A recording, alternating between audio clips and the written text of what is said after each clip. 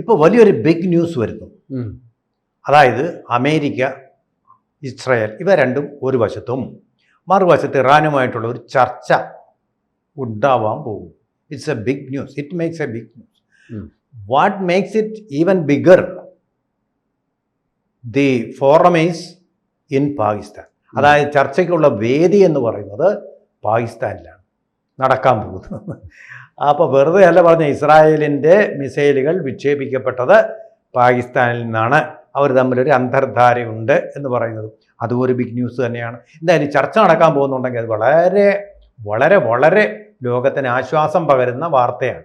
അപ്പോൾ ഇറാനിലെ ആരാണ് ഇതിൻ്റെ പിന്നിൽ ചർച്ചയിൽ പങ്കെടുക്കാൻ പോകുന്നത്? ഇതിപ്പോൾ ഈ യുദ്ധം തുടങ്ങിയത് കഴിഞ്ഞ 28-ാം തീയതിയാണ്. ഇപ്പോൾ ഒരു മാസം ആകാൻ പോകുന്നു. അപ്പോൾ ഇത് കൈവിട്ടു പോയി എന്നുള്ളത് വൈകിയാണെങ്കിലും ട്രംപിന് മനസ്സിലായി. അപ്പോൾ ട്രംപ് നേരത്തെ ഒരു പ്രഖ്യാപനം നടത്തിയിരുന്നു. ഞാനും ഇറാൻ ഭരണകൂടവുമായി വളരെ അർത്ഥവത്തായ ചർച്ചകൾ നടത്തി, അതിൻ്റെയൊക്കെ അടിസ്ഥാനത്തിൽ ഞാനൊരു 5 ദിവസത്തെ ഇളവ് വെടിനിർത്തൽ പ്രഖ്യാപിക്കുന്നു എന്നൊക്കെ പറഞ്ഞു. ഈ പ്രഖ്യാപനം വന്ന് തൊട്ടടുത്ത നിമിഷം ഇറാൻ ഈ വാർത്ത നിഷേധിക്കുകയാണ് ചെയ്തത്. ഇങ്ങനൊരു ചർച്ചയെ നടന്നിട്ടില്ല എന്ന് പറഞ്ഞു. പക്ഷെ ഇപ്പോൾ ഇസ്രായേൽ പ്രധാനമന്ത്രി ബെഞ്ചമിൻ നെതന്യാഹു പറയുകയാണ്, ഒരു ചർച്ച നടക്കാൻ പോകുന്നു, ഒരു മധ്യസ്ഥ ചർച്ച നടക്കാൻ പോകുന്നു. പാകിസ്ഥാനിലെ ഇസ്ലാമാബാദിലാണ് അതിന് വേദിയാകുന്നത്. ഈ പാകിസ്ഥാൻ ഇതിന്റെ റോള് കഴിഞ്ഞ ഒരു യുദ്ധം നടന്നിരുന്നല്ലോ, കഴിഞ്ഞ ജൂണിൽ. അപ്പോ ഇറാൻ പറഞ്ഞിരുന്നത്, ഞങ്ങളുടെ കയ്യിൽ ആണവായുധമൊന്നുമില്ല, പക്ഷെ ഞങ്ങളുടെ ഉറ്റ സുഹൃത്താണ് പാകിസ്ഥാൻ, ഞങ്ങൾക്ക് വേണ്ടിയിട്ട് പാകിസ്ഥാൻ ഇസ്രയേലിൽ ആണവ ആയുധം ഉപയോഗിക്കും, ആറ്റം ബോംബ് ഉപയോഗിക്കും എന്ന് പറഞ്ഞ രാജ്യമാണ്. പക്ഷെ പാകിസ്ഥാൻ ഇത് കേട്ടതൊന്നും ഞെട്ടിപ്പോയി. ഞാനോ എന്നൊക്കെ പറയും, എൻ്റെ കയ്യിലോ എന്ന രീതിയിൽ അപ്പം തന്നെ നിഷേധിച്ചു. കാര്യം അങ്ങനെ ഒരു പരിപാടിയില്ല. കാര്യം അങ്ങനെ ചെയ്തു കഴിഞ്ഞാൽ പിന്നെ പാകിസ്ഥാൻ മിച്ചം ഉണ്ടാകില്ല. കാര്യം ഇറാനിൽ ആണവായുധം ഉണ്ടോ ഇല്ലയോ എന്നുള്ള സംശയത്തിന്റെ പേരിലാണ് ഈ ആക്രമണം മുഴുവൻ നടന്നത്. പാകിസ്ഥാന്റെ കയ്യിൽ ഇത് ഓൾറെഡി ഉണ്ട്. പാകിസ്ഥാന്റെ ഈ ഇറാനിൽ എന്തുകൊണ്ട് ആക്രമണം നടത്തി? ആണവായുധങ്ങൾ അവർ നിർമ്മിച്ചു കഴിഞ്ഞാൽ അത് ഈ ഹിസ്ബുള്ള, ഹൂത്തികൾ അതേപോലുള്ള സായുധ സംഘങ്ങളിലേക്ക് അത് എത്താനുള്ള സാധ്യതയുണ്ട് എന്നൊക്കെ പറഞ്ഞിട്ടാണ് യുദ്ധം മുഴുവൻ നടക്കുന്നത്. പാകിസ്ഥാന്റെ കയ്യിൽ ഓൾറെഡി ആണവായുധം ഉണ്ട്. പാകിസ്ഥാൻ പാലൂട്ടി വളർത്തുന്ന നിരവധിയായ ഭീകര സംഘടനകളും ഉണ്ട്. സെയിം സിറ്റുവേഷൻ ആണ്. അപ്പൊ ഈ കാര്യം കേട്ടപ്പോൾ അപ്പോൾ തന്നെ പാകിസ്ഥാൻ ഞെട്ടി വിറച്ചു പോയി. ദൈവമേ, ഞങ്ങളുടെ കയ്യിൽ ആറ്റം ബോംബുണ്ട്, പക്ഷെ അത് സമാധാന ആവശ്യങ്ങൾക്ക് വേണ്ടിയിട്ടാണ് എന്ന് പറഞ്ഞ് സ്കൂട്ടായ ടീമാണ്. ഏതായാലും ചർച്ചയ്ക്ക് അവിടെ വേദിയാകുന്നു എന്നുള്ളതാണ് ഒടുവിൽ വരുന്ന റിപ്പോർട്ട്. പക്ഷെ ഇതിനിടയിൽ വേറൊരു കാര്യം, ഇടയ്ക്കുള്ള ഒരു കാര്യം കൂടെ പറയാം. അതായത് ഇപ്പൊ ക്രിക്കറ്റ് കളി അവിടെ നടത്താൻ വേണ്ടി പോകുന്നുണ്ട്. അപ്പൊ തന്നെ താലിബാൻ ഒരു മുന്നറിയിപ്പ് നൽകി, ജീവനിൽ കൊതി ഉണ്ടെങ്കിൽ മറ്റു രാജ്യങ്ങൾ ഇവിടെ ക്രിക്കറ്റ് കളിക്ക് വരാൻ പാടില്ല. അതുകൊണ്ട് ഇപ്പോൾ വേദിയുടെ കാര്യത്തിൽ സംശയം, അതുപോലൊരു സംശയം ഇനി താലിബാൻ മുഴക്കിയാലോ എന്നുള്ളതാണ് സംശയം. അതിനെക്കുറിച്ചുള്ള വാർത്തകൾ വരും ദിവസങ്ങൾ. ഏതായാലും പാകിസ്ഥാൻ അത്ര സുരക്ഷിത സ്ഥലമൊന്നുമല്ല. അതെ, ഈ പറയുന്ന താലിബാനും പാകിസ്ഥാനുമായിട്ട്, അല്ലെങ്കിൽ അഫ്ഗാനിസ്ഥാനും പാകിസ്ഥാനുമായിട്ട് ഇപ്പോഴും അടി നടന്നുകൊണ്ടിരിക്കുക. അപ്പോൾ എന്താകും ഈ ചർച്ചയുടെ ഭാവി എന്നുള്ളത് വരും ദിവസങ്ങളിൽ വാർത്തകൾ വരും. ഈ വാർത്ത ഇസ്രായേൽ പ്രധാനമന്ത്രിയാണ് പുറത്തുവിട്ടേക്കുന്നത്. ഇറാൻ ഇത് അംഗീകരിച്ച് ചർച്ചയ്ക്ക് വരുമോ എന്നുള്ളത് അറിയില്ല.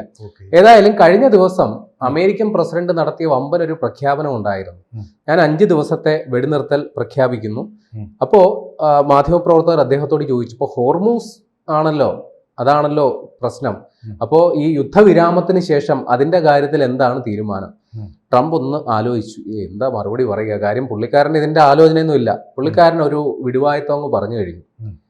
ഞാനും ഇറാന്റെ അടുത്ത ഭരണാധികാരി ആരാണോ സംയുക്തമായിട്ട് ഈ ഹോർമൂസ് കടലെടുക്ക് ഭരിക്കും എന്നാണ് പറഞ്ഞേക്കുന്നത്. ഇപ്പൊ അങ്ങോട്ട് ചെന്നാൽ മതി, ഇറാൻ അങ്ങ് സമ്മതിച്ചും തരും. അപ്പോൾ ഇറാൻ ഒരു കാരണവശാൽ അത് സമ്മതിച്ചു തരില്ല എന്നുള്ളത് ഉറപ്പാണ്. പക്ഷെ അദ്ദേഹം പറഞ്ഞ ഒരു ഉപാധി അതാണ്, വെടിനിർത്തലൊക്കെ വെക്കാം, പക്ഷെ ഇങ്ങനെ ഒരു സംഗതിയുണ്ട്. കൂട്ടത്തിൽ ട്രംപ് ഈ മാധ്യമ സമ്മേളനത്തിനിടയിൽ മറ്റൊരു കാര്യം കൂടി കയ്യിൽ നിന്ന് പോയി.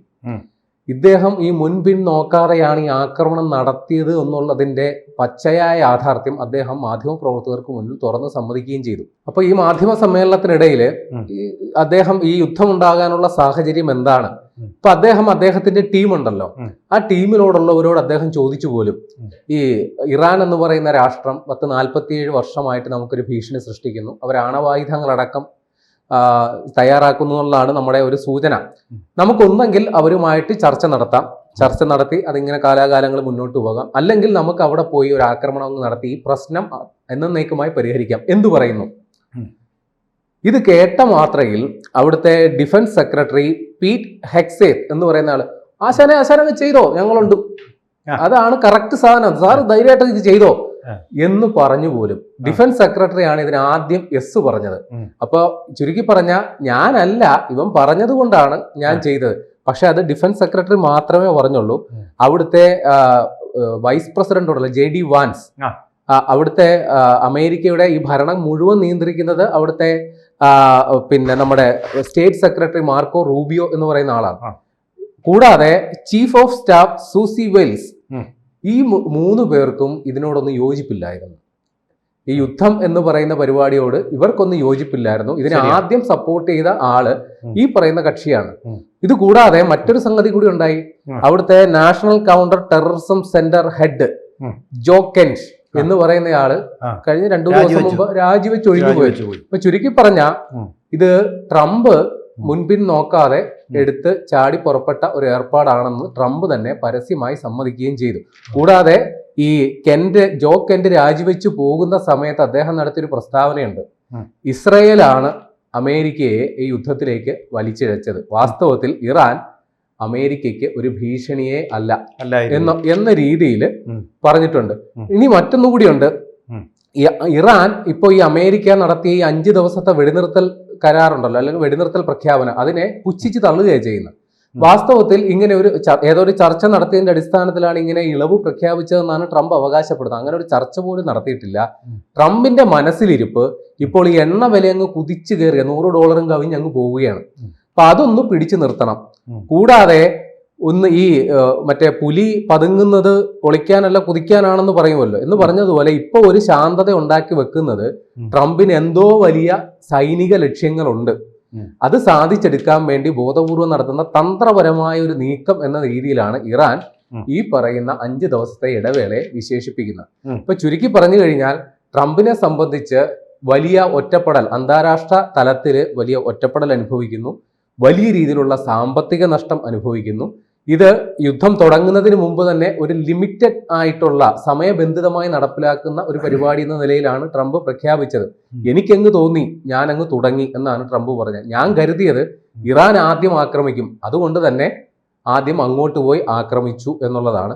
കൂടാതെ ഇപ്പോൾ ഏറ്റവും ഒടുവിൽ വരുന്ന വിവരപ്രകാരം ഈ 28-ാം തീയതി പുലർച്ചെ 9:38 ഇറാന്റെ പരമോന്നത നേതാവ് അയത്തുള്ള അലി ഖമനേയി കൊല്ലപ്പെട്ട ആക്രമണം നടന്നത്. ആ സംഭവം നടക്കുന്നതിന് തൊട്ടു മുമ്പ് ബെഞ്ചമിൻ നെതന്യാഹു ട്രംപുമായിട്ട് ഫോണിൽ സംസാരിക്കുകയും ഈ സൈനിക പദ്ധതികളെ കുറിച്ചുള്ള പരസ്പര ആശയവിനിമയം നടത്തി. അപ്പൊ ചുരുക്കി പറഞ്ഞ ഇതിന്റെയൊക്കെ ആസൂത്രകൻ, നടത്തിപ്പുകാരൻ വാസ്തവത്തിൽ ഇസ്രായേൽ പ്രധാനമന്ത്രി ബെഞ്ചമിൻ നെതന്യാഹു ആണ്. നെതന്യാഹു എന്തൊക്കെ പറഞ്ഞോ അതിനെല്ലാം യെസ് മൂളിക്കൊടുക്കുക മാത്രമാണ് ട്രംപ് ചെയ്തത്. അങ്ങനെ ട്രംപ് ഈ പോയി ഊരാക്കുടുക്കിൽ തുന്നി ചാടി എന്നുള്ളതാണ് ഈ മൊത്തത്തിലുള്ള വിവരങ്ങൾ നമ്മൾ നോക്കുമ്പോൾ മനസ്സിലാകുന്നത്. ഇത് മാത്രമല്ല, 2 എണ്ണം കൂടെ ചേർക്കാനുണ്ട് സമയം കഴിഞ്ഞെങ്കിലും.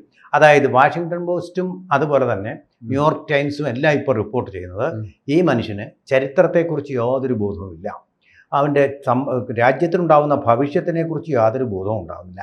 ഈസ് ഇൻ എ ക്വാഗ്മയർ എന്നാണ് അവർ വിശേഷിക്കുന്നത്. ഇന്നെ ക്വാഗ്മയർ അറിയാമല്ലോ, ചതുപ്പു നിലത്തിൽ കാല് പൂഴ്ന്നു കിടക്കുകയാണ്, വലിച്ചെടുക്കാൻ പറ്റുന്നില്ല. ആ അവസ്ഥയിലാണ് ട്രംപ് എന്നാണ് അവർ അവിടുത്തെ അറിയപ്പെടുന്ന മാധ്യമങ്ങളായിട്ട് പറയും. ഇനി വേറൊരു കാര്യം കൂടി ഇതിനോട് കൂട്ടിച്ചേർത്തും കൂടെ നമുക്ക് വായിക്കാറുണ്ട്. നമ്മുടെ ഡയറക്റ്റ് ആക്ഷൻ വഴിയിട്ട് ഞങ്ങൾ പാകിസ്ഥാൻ അങ്ങ് പിടിച്ചെടുക്കും എന്ന് മുഹമ്മദ് അലി ജിന്ന പറഞ്ഞല്ലോ. അതിനെ തുടർന്ന് ചോരപ്പുഴകൾ സിന്ധു നദി പോലെയും യമുന നദി പോലെയും ഇന്ത്യയിൽ ആകമാനം ഒഴുകുന്നു. ഇത് കണ്ട് ഇത്രയും ഒരു ഇമ്പാക്റ്റ് ഉണ്ടാകുമെന്ന് ജിന്ന വിചാരിച്ചിരുന്നില്ല എന്നാണ് പറയുന്നത്. അദ്ദേഹത്തിൻ്റെ ചരിത്രം എഴുതിയ ആൾ പറയുന്നത് അദ്ദേഹം ഭയന്ന് വിഹ്വലനായി ഇങ്ങനെ കണ്ണും വെഴിച്ച് ഇങ്ങനെ ഇരിപ്പാണ്. അതിനുശേഷം അദ്ദേഹത്തിന് സ്വബോധം തിരിച്ചു കിട്ടിയിട്ടില്ല. അദ്ദേഹത്തിൻ്റെ ഫോട്ടോ എടുക്കാൻ വരുന്നവർ വേണ്ട ഇങ്ങോട്ട് വരണ്ട, എൻ്റെ ഫോട്ടോ എടുക്കണ്ട എന്നും പറഞ്ഞ് ഒരു മുറിയിൽ ഏകാന്ത തടവ് പോലെ ഒറ്റപ്പെട്ട് കഴിയുകയായിരുന്നു. അവസാനമായിട്ട് ആ ജീവചരിത്രം എഴുതിയ ആൾ തന്നെയാണ് അവസാന ഫോട്ടോ എടുത്തത്. ആ ഫോട്ടോ എടുക്കാൻ വേണ്ടി അയാൾ ചെന്നപ്പോൾ കിട്ടിയ ഫോട്ടോ കണ്ണിങ്ങനെ മിഴിച്ച് നമ്മുടെ ഇരുട്ടിൻ്റെ ആത്മാവ് എന്നുള്ള സിനിമയിൽ നസീർ ഇരിക്കുന്ന ഭാഷയിലാണ് അന്ന് മുഹമ്മദ് അലി ജിന്ന ഇരുന്നത്.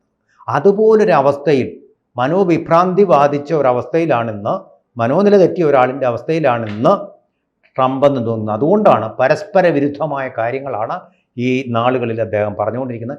ഈ ചർച്ച എന്ന് പറയുന്നത് വീണ്ടും ഒരു സ്വപ്നം മാത്രമാണെന്ന് എനിക്ക് തോന്നുന്നു. കാരണം ഇതിലെവിടെയും ഇറാൻ്റെ ഭാഗത്ത് നിന്ന് ആരാണ് സംസാരിച്ചതെന്ന് പറയുന്നില്ല. സ്പീക്കറാണെന്ന് പറയുന്നുണ്ട്. സ്പീക്കർ അവിടുത്തെ പാർലമെൻറ്റിൻ്റെ സ്പീക്കർ ഇത് ആ കാര്യം നിഷേധിച്ചിട്ടുമുണ്ട്.